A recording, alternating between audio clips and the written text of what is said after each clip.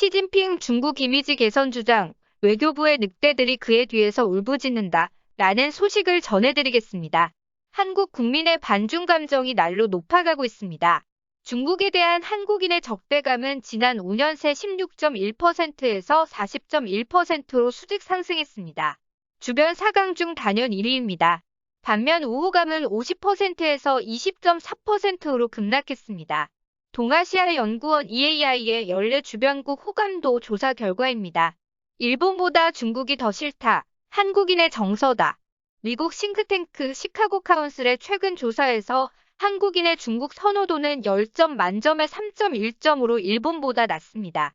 한국인 대다수는 중국을 안보 파트너보다 안보 위협 요인으로 경제 파트너보다 경제 위협이 더 크다고 보고 있습니다. 반중 감정이 급격하게 높아진 원인은 그건 중국이 자초한 측면이 큽니다. 중국의 최근 힘만 세졌을 뿐 소프트 파워는 여전히 취약한 상태이며 그런 상태에서 배타적 자국 구월주의를 강조한 탓입니다. 중국의 중화 사상이며 자국 구월주의는 시진핑 주석 체제 이후 날로 강해지고 있습니다. 최근 중국이 국제사회에서 이미지 개선에 나섰지만 외교관들의 굳어진 관성 때문에 쉽지 않을 것이라는 분석이 나왔습니다. 시진핑은 2012년 집권한 이후 중국의 글로벌 영향력 확대를 추진해왔습니다. 하지만 러시아 외 세계 주요 강대국과 긴밀한 외교관계를 거의 구축하지 못하고 있습니다. 그 외 동맹국을 꼽자면 파키스탄과 이란 등 문제 국가들입니다.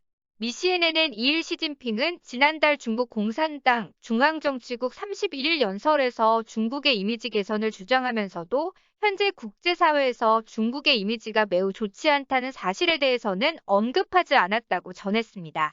미 워싱턴에 있는 초당파적 싱크탱크인 퓨리서치센터는 지난해 10월 14개국을 대상으로 한 새로운 조사 보고서를 발표했습니다.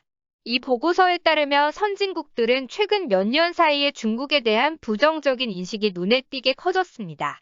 특히 호주, 영국, 독일, 네덜란드, 스웨덴, 미국, 한국, 스페인, 캐나다의 중공에 대한 인식은 퓨리서치 센터가 10여 년 전 조사를 시작한 이래 가장 나쁜 것으로 나타났습니다. CNN은 베이징의 나쁜 이미지는 우한에서 코로나19 전염병이 폭발했을 때 중공이 실상을 은폐해 팬데믹을 유발한 데서 비롯됐다고 전했습니다. 그러나 전염병 대유행 이전부터 중국에 대한 인식이 악화됐는데 거기에 전랑 외교도 한몫했습니다. 온화함과 배려가 중요한 국제 외교에 등장한 전랑 외교, 중공의 전랑 외교로 인해 서방 국가들의 불만이 고조되고 있습니다.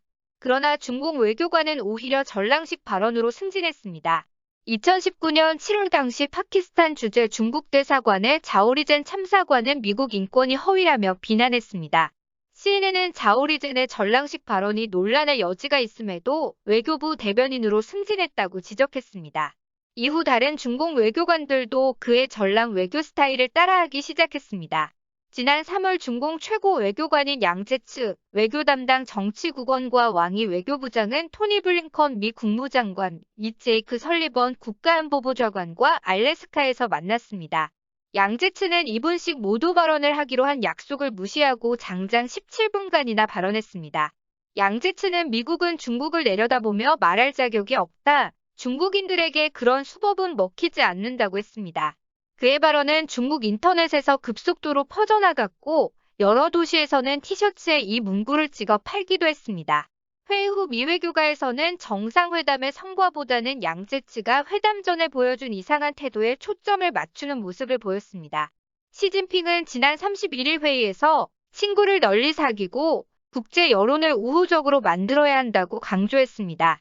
CNN은 시진핑은 친구를 널리 사귀고 싶겠지만 외교부의 늑대들이 그의 뒤에서 울부짖는 상황에서는 실현되기 어렵고 또 많은 나라가 중공과 거리를 둘 가능성이 높다고 분석했습니다.